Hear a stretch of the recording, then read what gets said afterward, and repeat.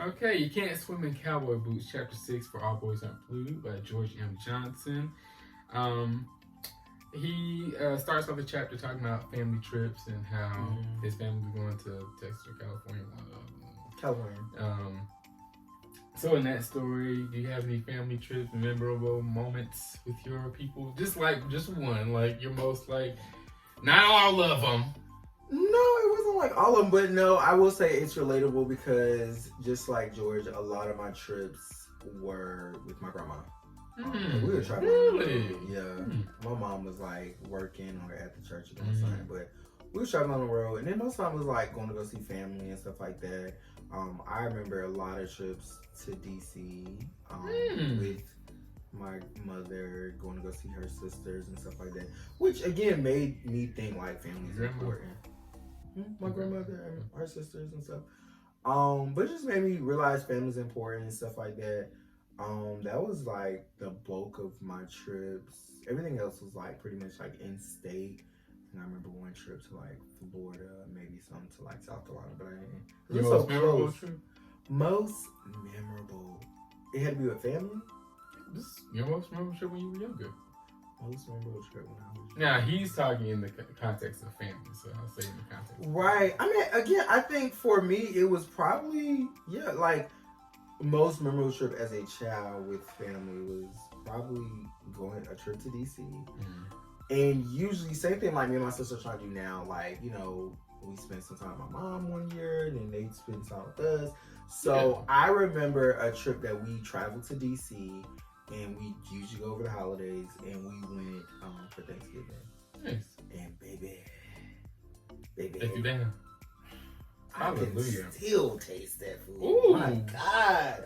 I mean, just the memory. I do like those, like, where it's like, it was so, like, precious the time. It's like, the smells, the taste. And it just comes back.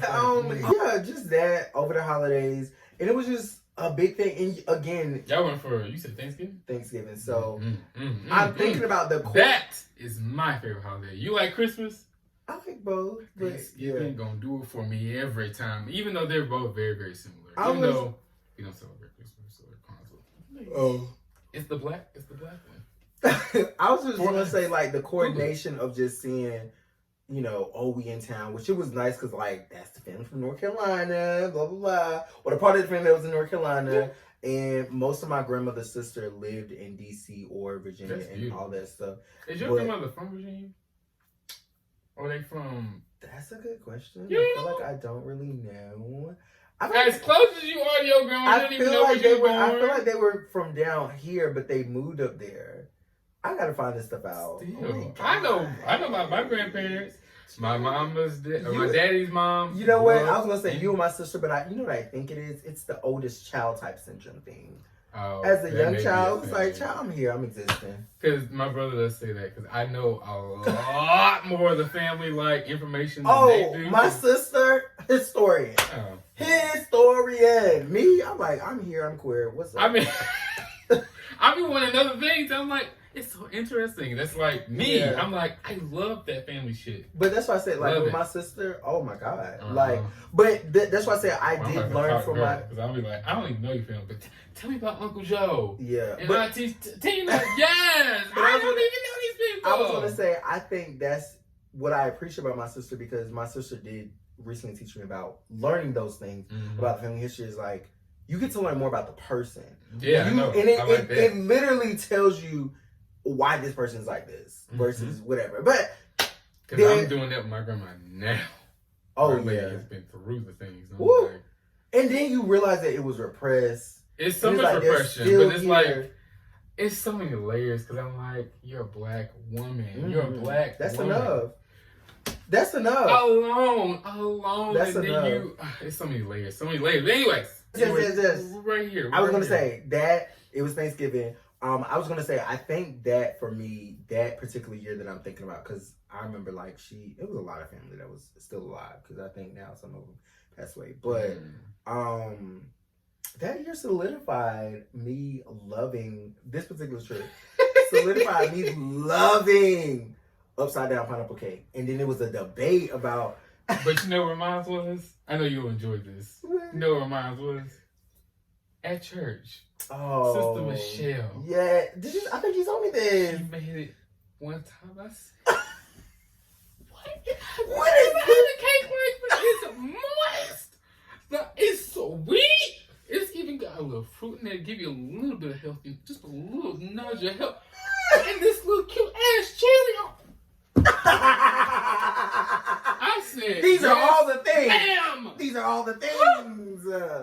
But continue, because yes, sir. Yes, so pineapple upside down, and he can bake it well. He made me one for my birthday once, and I ate the whole thing by myself because it was mine. I didn't share. It was beautiful. He's such a nice friend. I'm learning how to be a better friend. Being friends with him, it's a process. He even got me some ice cream, and I was like, why? Why are you buying me ice cream? People love ice cream, and I'm like, enjoy. I'm learning. I'm like, I appreciate you, but continue. But yeah, I was just gonna say that was a memory, and I feel like I remember the upside down pineapple cake that year. Yes, sir. And then we are here for pineapple upside down. Again, all the food was good. It was like everything was made to perfection. I love that when everything just works. And then when you think about again, like as a child, I didn't realize, but like all the coordination, seeing auntie on the phone, which I would love for you to be my auntie. But yeah, I just thinking about like seeing my grandma on the phone, my grandma and my aunt, but like just seeing them on the phone.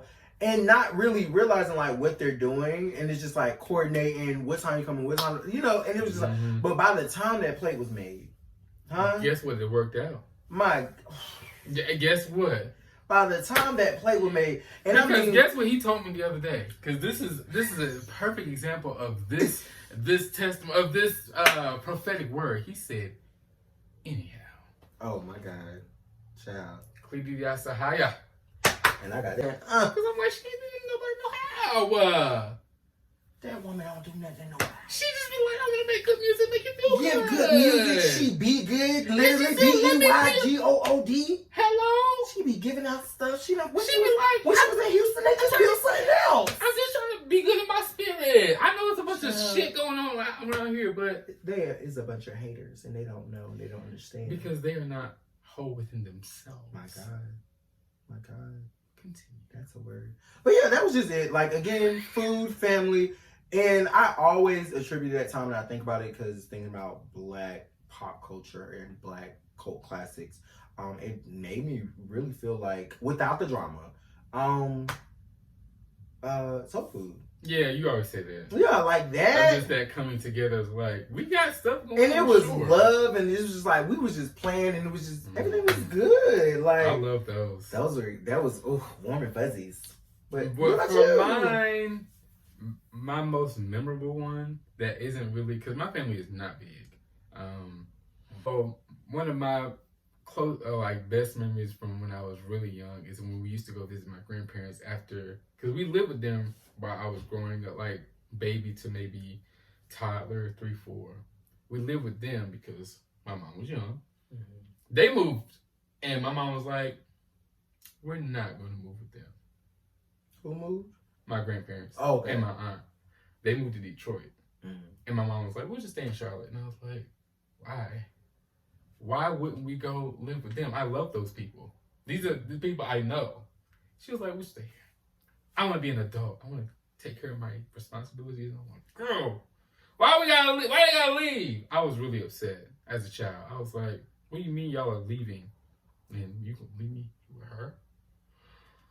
Oh, why? This is how I felt as a kid.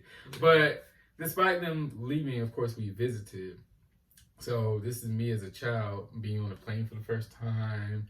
And they lived in this sky rise in Detroit that looked over the river, and it was stinky because it was by the water, but it was like, whenever I smell that smell, because it's a common smell, I remember where they used to live, because their apartment was beautiful. It was like windows, it was like open floor plan, living room, kitchen, and it was all modern. And I was like, well, they rich. And my granddad, he was an art director. And so me as a child, because I remember we went there a few times to visit them in Detroit. And by this time, my brother was born. So I was like 7 or 8. And he was art director for like museums. And I went to work with him. And I remember looking on his door and it said, President.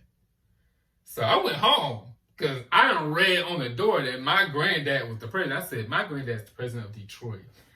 My president was like, I don't That's think not how that works. no. I said, no, because I saw on the door. I saw on the door. And I know because he's important. I thought my grandparents were so important. But then the other one is on my mom's side. We would go visit because my mom's mom's side is from Virginia. That's the grandma I told you. I got to talk to her. But their home was always so warm. And they got like some weird dynamic over there where it's like they close, but also like, I'm out of my business. It's a bunch of them, but they also didn't have. My great grandmother had 8 kids, but only 4 of them had kids. And of the 4, they basically just made 8 grandkids. Like they did not multiply the family at all. So it's not a lot of. I don't have a lot of family on that side. Now, my great grandmother, my mom's dad's mom's mom. Mom's dad's mom. Yeah, she had like 14, 15 kids.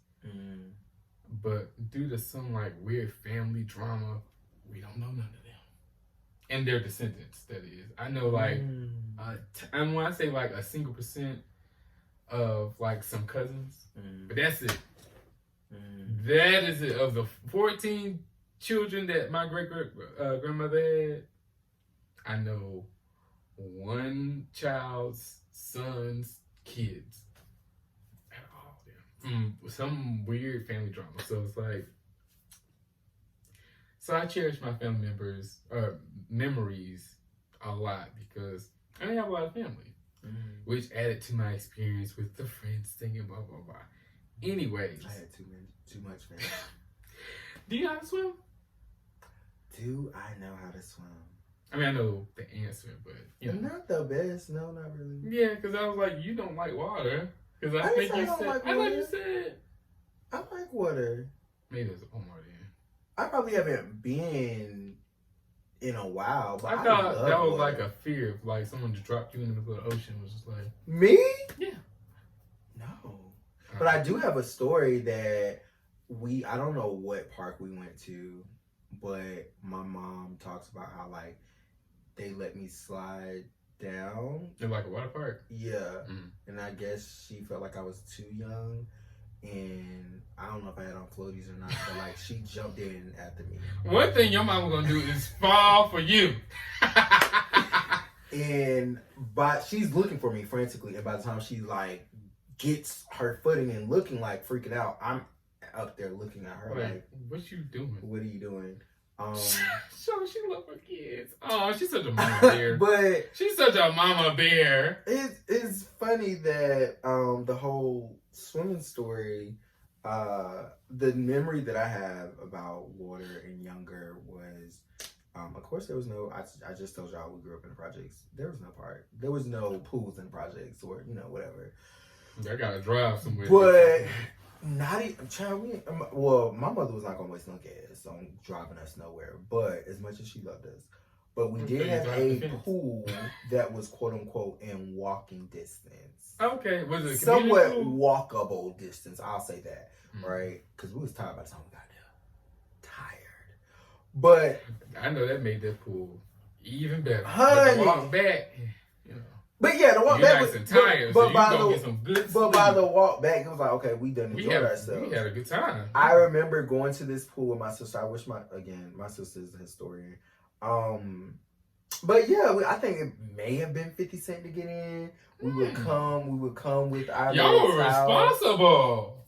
Cause again, I was thinking y'all did what we did. We used to hop the fence. It was it was to the point where it was too many of us there. So they had a watch on it. No. Oh, it was too many niggas. But there was a fence that was like, to my knowledge, like that was around it. But it was just like they had the lifeguard, so it was just like if somebody tried to jump the fence, it was like it was gonna be nosy, and they was gonna take you out. So I guess we hopped to like places that wasn't nobody watching. Oh no! This was a lively, very lively, because it wasn't just kids from my hood. Yeah, it was a community kids pool, right? But I mean, I don't know how community. It was community, but I'm saying in the neighborhood. It wasn't. It was almost as if I want to say it's as if me walking from here. Maybe that part that I like to go to. Oh, okay. It was a little distance. It was a distance. It's like 20, 30 minutes. Did it take me that long last time? I walked there one time. Maybe, but the one right there by the ramp. Maybe I'm thinking about. I think like. I want to say like 15, 20 minutes. Maybe it was 30 minutes. I don't know. It took me I just feel like minutes to get there. I just remember it was, but that was the thing. It was a thing to walk there. So of course, you had to have all your stuff, be prepared. But it was like to walk there with friends. And of course, I always had my older sister. But yeah, just to protector. Just to walk there, have your money when you get in there. And sometimes I went with my cousins, like whenever they would come. It was just y'all two, or did y'all go with your mama? I don't recall my mom ever coming. Like this was it was a thing for us, but then also we lived by the beach. So times that we went to, the beach and stuff like that. But yeah, and the only thing about that is, especially as far as swimming, the beach and the pool is two different things. I know. You be at the beach, baby, and it was the stories of like you being washed away or the current, so you got to be, and then the type of beach, there was different type of beaches and you can tell, like literally if you live in Wilmington, this might be Kerr Beach or something like that. Either way, it was like at a certain time the sand dunes under the water are full, so you can walk out there. Yeah. But then if you stay out there too long, like you're spending too much time out there at a certain time, I don't know how I do it. Lord is amazing. Them things will like go away. Like it's washed away from the currents. So it's like if you're not tall enough, like where it was like a hill, it becomes like bumpy and it's like a valley. Oh, okay. Baby, it just gets you had to get something out of it. You should be able to know how to swim if you live by the beach. Maybe a little bit. Like maybe just enough. I ain't gonna drown. I go down and come back up. But yeah, that's my memory of swimming in the beach and the pools and stuff like that. But yeah, I love the water. It's just been a while. Like I think that needs to be something I want to do. And I also love the water. I think swimming is also a great way to stay in shape, stay fit and active. Now, do I have fond memories of swimming? No. I tried to learn how to swim on 3 separate occasions. The last time I was like, I think I even have a picture. 13. I should find that picture. I have a picture of like me in the pool. I tried at a family reunion. Now, just like in the book, or relating to the book, I have been in those situations because I'm coming from, a Black POC family. So yeah, they gonna throw you in the pool and be like, learn how to swim that way. Not me. You're not gonna just teach me that way. I'm not doing that. I'm going to drown. And now you're going to be looking like, oh my God. Yeah, because you threw me in the pool. I'm 4. I don't know what the hell I'm doing. And or I'm 8 or I'm whatever. Because that's not how I'm swim. Yeah. And even the traditional way, I'm like, this is not working. Yeah. You just telling me to flat my legs to tread the water. What does that? It's a kind of a spinning motion. And what? What? How do I tread? And then the last time, which was my final time as a youth. We should go. So okay. I learned how to swim. Okay. I learned how to learn. Okay. 2021. Yeah. Oh. Yeah. When I was living in that place, I told you never to come into. Oh. Yeah. Where'd you learn? But the last time when I was in my youth, I was in a class that was full of 4-year-olds, and I was 13. So it was already embarrassing because it was like, a beginner class, super novice. Damn. And I'm like, I want to learn how to swim. All of the 4-year-olds outswim me. Oh. We get to the deep end, and she just, and they just, and treading the water, being kids like they do, just learning stuff naturally. I guess I had gotten to that point where I'd been hardened by life, so I was too in my head about it. So it was my turn to get in the deep end. They do say the younger you are, the better. Yeah. Oh. And my mom started too late with everybody because none of my siblings know how to swim. And it's like, odd because you and my aunt know how to swim. And y'all learned early. Don't y'all? None of the cousins know how to swim, I don't think. Damn. Anyways. But now they do. Who? Yeah. I know how to swim. Because I'm an adult and I got and paid for the lessons myself. Okay. Them other ones still know how to swim. They be acting like it dude. It's like, you just know how to flap your legs. Anyways, I got in the deep end to float back up the tread, and my head didn't come back up because I'm down at the bottom panicking because the water went above my head and I felt like I was gonna drown. Oh. So I was like, after that, I was already struggling in class. I already told you the 4-year-olds out swimming me. I'm going to days. It's like, oh yeah, you know, just woo, and just and you just get it. I was already struggling, but that was my last straw, and I never went back to a swimming class after that, or that one. I said that was it for me. And I was with my grandparents when they moved to Asheville because my granddad got a job out there. But yeah, me and swimming. I love the water in a sense because I'm like, I want to like it, but the craft or the art to it, I'm not there. Moving on. He was talking about his nana or his grand, whatever she was called. Nanny. And I was thinking, I wrote down, you know, you shared that you also had that family member that took notice of you and tried to take care of you.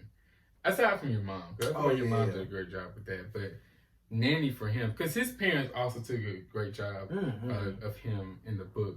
Once you read more of the chapter, recognizing the differences and stuff but like that. This is also another family member, his nanny, that was just like, I recognize you're unique in your own way, but I'm still going to make sure you are okay. And this is like your family member. You okay? Yeah. Oh, I mean, no. Yeah. I would definitely attribute that to my aunts. I'll say my aunt made me feel the safest. And it wasn't, at least for my grandmother now, it wasn't so recent. Like when I say recent, like I was in college. Yeah. By the time my grandma you were not a kid anymore. That came around. Yeah, I wasn't a kid anymore. But like as a child. That's what I mean in your youth. Yeah, as a child in the formative years, it was definitely my aunt Crystal. I talk about her a lot. Love her down. Again, never met this lady and don't know her, but I love her because the love that he shares, that he had with her and that she gave to him. Because it's like, to have that type of person as a child does so much for your spirit. You see me getting teary-eyed? Did you see that? I see it. Because I'm like, I feel it. I feel the energy. And we cry on the show. I'm getting a little worked up too. Because it's like, I can, again, oh my God. You know I have a hard time with sharing these emotions, child, on or off camera, child. But anyway. This is true. But again, that whole black man stuff that we that just might talked be about. Toxic masculinity. No, that might be a whole nother. That's a whole survival tactic. That's a whole nother thing. Again, my aunt, that person. Yes. My yes, aunt Crystal. Yes. Oh my God. Like, literally, you know, as her name suggests, she's a jewel. She's just amazing. And, crystal. She's the crystal gem. I know. It just makes no sense. I'm gonna have a little thing of Steven Universe come up. She just is. I know, right? So yeah, so like the best memory of that was, and that's funny in that sense because I feel like I don't want to say that was like covert with the whole thing of George coming to who they are. But it was like I want these cowboy boots, but they also had an underlying reason, like, oh, this reminds me of my mama and her heels, and then other stuff. But it's like, it was also a child that was just wanted. But it's just, and this thing is like how that has shifted. Cowboy boots at one point were just like the most masculine thing you could. Oh yeah. Westerns and cowboys and guns and horses and bad guys. But I'm just saying for George's experience. But it's like for him being a black boy from Jersey. In modern times, it's like you want some flashy cowboy boots, right? This is not it. Instead of these sneakers, right? But that's what I'm saying, and that's why I'm like still covert because they were shoes. It wasn't like George said, I want some heels. Right. For me, I was caught playing with Barbie dolls. And I was at my aunt's house. And I don't know if I ever played with them at my house, like with my sister. Maybe I did, but like it didn't become an issue until I was at my aunt's house. And I think maybe my father was around, somebody was around that did not approve. And this is when my aunt was like, I'm a child, let me express myself. Like, and she even made a point, it was like, I don't, and it's funny that she said this, but it was like, she made a point like, it's no different than G.I. Joe. Like, it's a doll baby. Like, even if you use their imagination, right? Even but if you I are had trying to police imagination. You said, what right, do you imagine with Barbie doll instead of G.I. Joe? Right. It's like it's the same thing. But and I mean, I'm pretty sure she noticed the difference. You know, I think you always notice the difference in children. And I think for me, it's always like coming from a protected place. If I do see that, and I kind of get scared a little bit because it's like know the thing what's that on you're the other dealing side. with. Internally and externally. Oh yeah. Internally, if I can notice it, other people can notice it. Internally is a whole nother story. Because baby, that's a rabbit trail. I tell people, I'm sure we'll talk about in the book because it's gonna I was gonna say I tell people since probably first grade or something. I don't know how long in that moment I wasn't aware of it until like middle school. Oh no! Like I got 7th grade. I got caught kissing a little boy and. I mean, but that's the thing. I did all kinds of stuff, but I also was very much attracted. I was attracted to both for a good bit of time till 6th grade or till 7th grade. A pretty young lady, but no, I love and to hold. No, that's what I wanted. Oh no, but I wanted both. Man, I was attracted to boys. I was attracted to girls because I remember some of the girls that I'm not gonna name. That was like, man, but I don't know if it was. I don't know if it's the gay me. I remember my one true crush. What you crush? My one true crush. I remember a few of them actually. Oh no, I mean when you say names, but no, but then I also scared this person off, name. and they were like, I wrote them a 4-page letter. Ha! I'm sending you a 4-page letter. And now, baby, that turned that little girl away so quick. She was just like, "Oh, this is gay. Like, what is this?" Yeah. What grade were you in? I was in middle school. I think I was in middle school. Oh my God, she was gorgeous. Georgina? I mean, baby, when they say drop dead gorgeous, because this was probably like, no shade, no tea. This is probably the first black girl. Again, she was beautiful, but like, first black girl I met that had like long natural hair. Mm-hmm. It's something about that. It's like, I never see this. You like a unicorn. And I mean, but also black. Like, yeah, no, that's what I'm saying. That's the unicorn part. Yeah, but it's like it's not like even braids. know. It's like your neck. Yeah, and your hair. But it also it wasn't like racially ambiguous. Anyway. Yeah, she's black. It's like it she was got black. Okay. Yes. Her hair. I was like, oh my gosh, she's so beautiful and smart, and we had class together. Anyway, but yeah, my Aunt Crystal. My Aunt Crystal had to get people together, and I just loved it because she was like just fighting on my behalf, And but no, my aunt, like I said, my Aunt Crystal, that I think really was the day that like just started to solidify. I was young then, but it solidified like this is the person that's gonna have my back.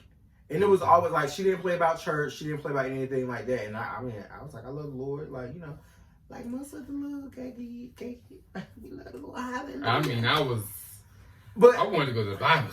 My aunt was that person for me that really did shield me, and it wasn't I don't know. It made me think, and again, think about the relationship with God. It was just like that's how Christians should be. It wasn't I'm looking at. There was no condemnation. Yeah, it was just like I see your heart and I know who you are. Mm-hmm. And it was just like I don't care about any of that. And on top of that, I think unfairly, and a lot of children get this rap now, is like you adults start to associate sexuality with sex or what they like with sex. It's like I don't know nothing about that. I want to play with these doll babies. Again, I wasn't aware of much of that until a certain point. Because people started saying stuff about me, and I was like, oh, maybe that is it. And then you start to get curious, like, oh, maybe I'm supposed to be doing X, Oh, no, Y, you Z. get more curious because let's not act like children are not just innately curious. Oh, yeah. They doing stuff. I mean, you touching it, you looking it, you know. But yeah, but it was my aunt. My aunt was that, she was that girl for me, like Beyonce would say, that girl. But yeah, she was that girl that, again, for I think outside of my mom, or anybody that was outside of my house that like was protecting me and truly, and I think probably knowingly, but again unknowingly, what it was doing for me and who I was in my development. What about you? Well, in my experience, I had the opposite. I did not have anybody that I felt even a fraction of safe as you felt with Miss Crystal. And that's why I connect so much to that, because I point that out. I'm gonna just go with Aunt Crystal. Yeah, I just want to point that out. Like, I feel like those types of, like we talked about with Kirk Franklin and Father Son or Father whatever it's called. Yeah. When his aunt was like, and I'm like, I want to respect her because I'm like, Auntie is a very special title that you put for people. It is, and I'm like, yeah. But yeah. Right. No, but I just wanted to say, and I get it. If anybody know me, they're gonna be like, Miss Crystal and Aunt Crystal are two different people. She was a cool lady too. But yes. The Crystals. I'm like, I didn't have an Aunt Crystal. It was very much, oh, you are not acting like a boy, like I'm wanting you to or think you should. Condemnation. Shame.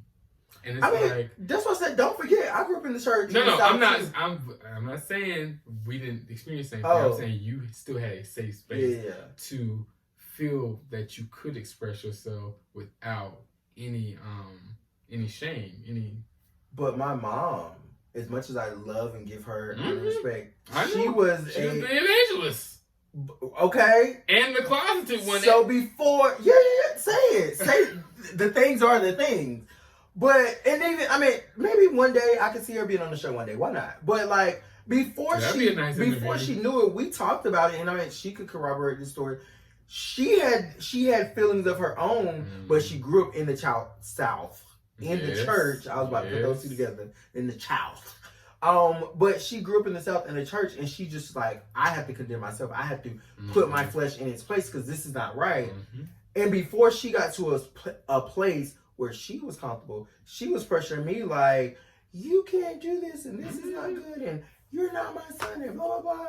Oh, yeah. It was just like, oh, you need to repent. And I had a similar experience with my mom. She never said, you're not my son, but she definitely said, I'm going to hell. Well, maybe she didn't say that, but speaking of favorite character that you would say, at one point in time, and my sister has apologized, she said, you're not my brother. Oh, wow. Yeah. Oh, y'all was just fighting? Gay. No. Gay. Well, yeah. I'm not really surprised. But again, because it's like, that's the culture that you were taught. It's you like, were gay up people in that. are abominable in the eyes of God because this is what the Bible says, and this stuff that we as gay people in the church internalize, and you have to spend years to undo because that's self-hatred, that's self-shame, and that will kill you. At least it was killing me. And that's one more point. But that's also to say, I had, again, this is a side note to that.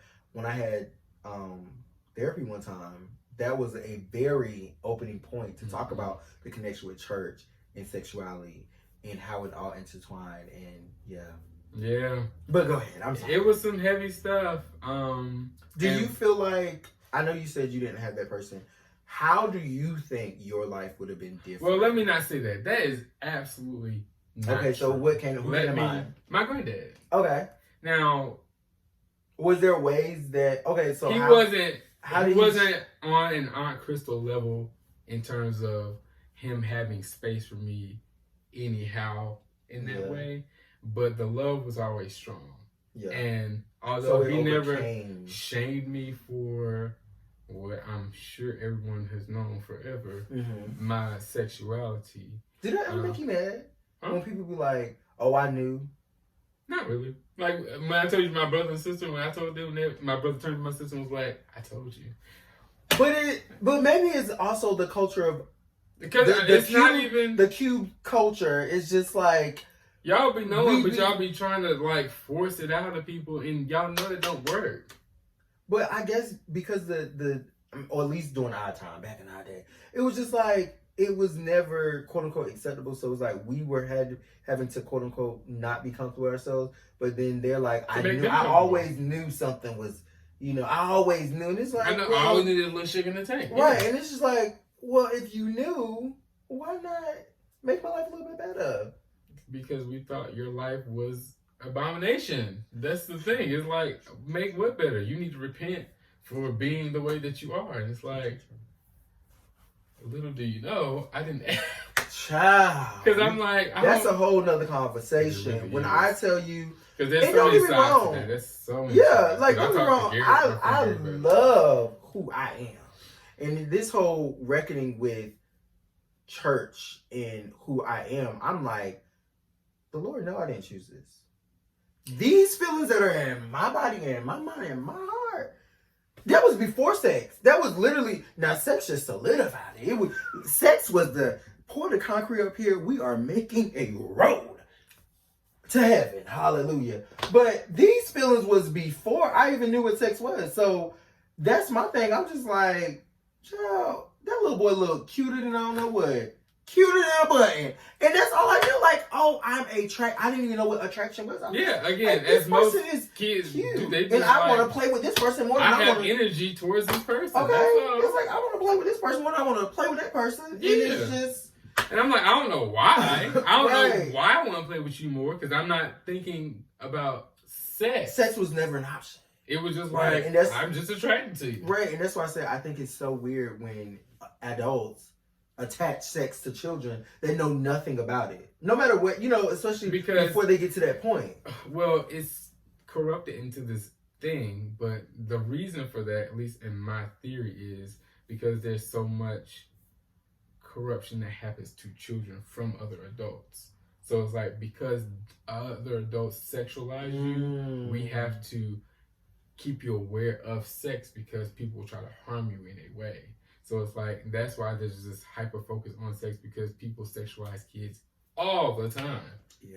And they abuse them in that way. And so it's like, now everyone's like, sex! And it's like, right. There's a better way to have a conversation. It's almost like, if you didn't bring it up, I wouldn't be thinking about it. So what?